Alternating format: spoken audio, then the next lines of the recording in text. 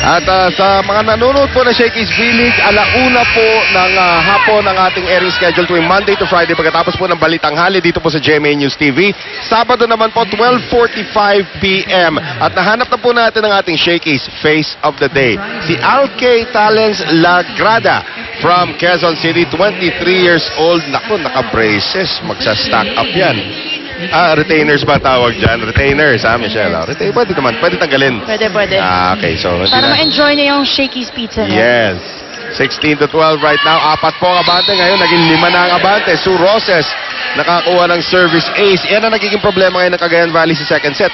Service reception problems. And todo linalakasan pa talaga ng Smart yung service nila. And this was the biggest lead since first set. 5 points by Smart. And now it's 6 points. Another problem on the reception dito.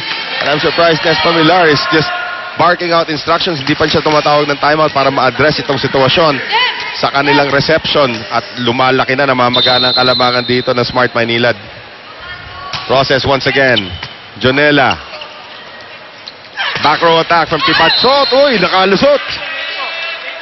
Mahirap yun, back row attack, diba? Ang daming pwedeng mangyari, but she really took that opportunity to gain a point. Now we have 2 substitutions coming in. The injured Joy Benito, makikita mo naman gano'ng katindi yung bandage sa kanyang left knee. And Rhea Chisait, formerly from Lasal, also seeing her first action. Ito si Chisait, one of the candidates for the national team. Yes, and my coach. Yep. Chisait actually is one of 10 members of Cagayan Valley who are candidates for the national team, which will see action this coming September sa Asian Volleyball Confederation Asian Championships sa Thailand. Thailand. Yep. Baka makalaban nilang dalawang import natin ngayon. Hindi ko alam. Malamang hindi pinayagan ng association yan. So nandito sila.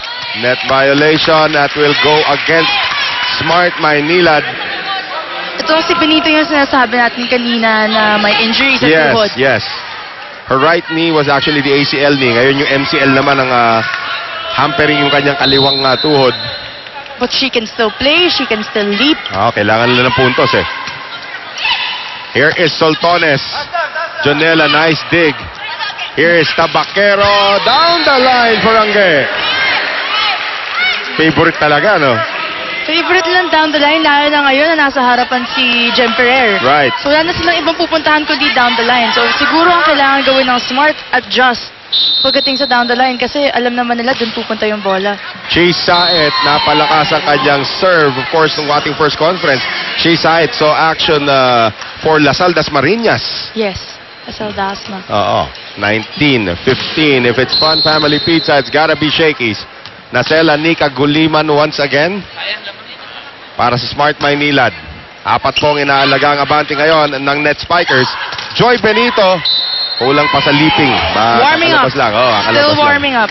Pero malakas. Isa sa mga malalakas pumalo dun sa Benito. Talagang parang Tabaquero na braso din talaga ang ginagamit. Alam mo, when she was starting out in San Sebastian, import na nila si Jang Boli. Yes. Yung kinukuha nila. Tawag sa kanya, you see the service error from Gulima. Tawag sa kanya, Baby Boli. Parehong-pareho sila ng approach. Parehong-pareho. Of course, when she was, I think, in her second year, doon siya na-injure. So she missed a year. Like Sue Roses, si Boli, isa na rin sa mga suki ng Shakey's V-League, diba? MVP na rin si Boli, like Sue Roses. And here is Charo Soriano, Chisait. Hindi na nahawakan yon ni Pao Soriano. So 21-16, patuloy po ang pagragasan itong kupunan ng Smart Maynilad sa ating second set. Although natalo po sila sa Cagayan Valley sa ating first set. So as Michelle said, we're in for a tight ball game. Rachel Soltones from San Sebastian, sophomore. Nice serve. Ipachot with a good reception. Chisait now setting up. Weneth Eulalio, butas na naman ang likuran. Not her position, but still finding a way to get that point. Wala, sa volleyball player naman, you have to adjust to the open, you have to adjust to the utility paminsan-minsan kung saan ka mapunta. Ang pinaka hindi ko na talaga nakuha is pagiging center spiker. Well, that should be something that's native to you kasi matangkad ka. Pero eto ngayon, si Maruba Natikla nakapuntos na naman. Di ba usually pag matangkad ka, pag nakita high school, matangkad tong batan to, gawin natin panentro to. Pero ikaw, utility talaga. Utility talaga ako. At hindi po nalalaman ng marami. Kaliwete talaga ito si Michelle Gumabaw. Natuto lang mag-volleyball kanan. Good set. Oh, nice attack there, pero it's kept alive by Mel Gohing. Combination play ngayon. Tipat shot again in the same spot. Zone 1, zone 1, zone 1 all the time. Ibabaw na ibabaw siya dun sa blockers niya, as you can see. Ito yung pinakamaganda sa mga spikers pag sa taas nila kinukuha yung Right. bola, pag mataas yung reach nila. Oo. Kahit gaano ka kaliit, kahit gaano katangkad, basta sa taas ang kuha ng bola, it's really most probably gonna become a point. Right, and it's always in that corner of the court. Halos lahat ng puntos dito, at least after that second technical timeout, doon na nakakapuntos ang Cagayan Valley. Soraya back in the game along with Maizo. Eto ngayon si Sue Roses, na-blanka doon ni Aiza Maizo. One more time around, Charo down the middle this time. Jack Jonella is there. Makukuha ni Soraya, papunta kay Tipachot. Si Tipachot pinadala ang bola sa kamay ng isang blocker ng Smart Maynila. Kay Jem Ferrer na naman duman. It's a check ball. This is a good timeout for Roger Gorayev.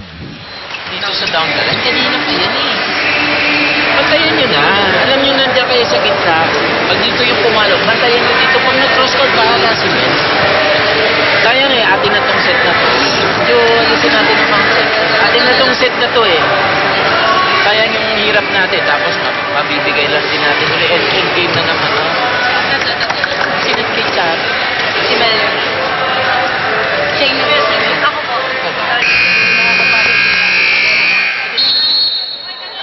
Magandang timeout niya para kay Coach Roger para ma-secure na niya yung itong second set. Although they're still 3 points away. Let's take a look at that one more time. Aragalang type of attack doon. Pero dumaan nga sa kamay ng mga blockers.